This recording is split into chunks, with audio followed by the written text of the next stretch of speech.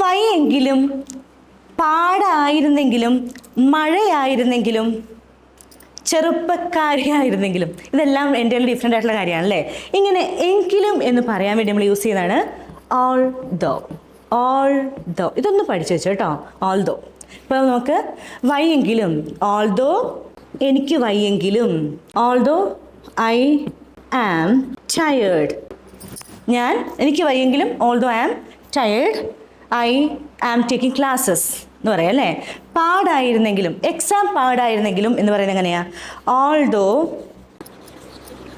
The exam was difficult, I wrote it well, ഞാൻ നന്നായിട്ട് എഴുതി.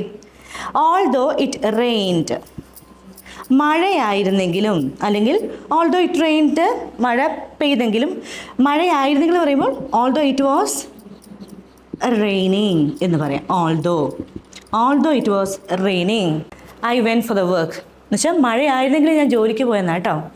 ഇനി ചെറുപ്പക്കാരിയായിരുന്നെങ്കിലും അവൾ റെസ്പോൺസിബിലിറ്റീസ് ഒക്കെ ഏറ്റെടുത്ത് നടത്തി. ഒന്ന് പറഞ്ഞു നോക്കിയേ, വളരെ സിമ്പിളാണ്. അപ്പോൾ നമുക്കിനി ക്ലാസ്സിൽ കാണാം കേട്ടോ.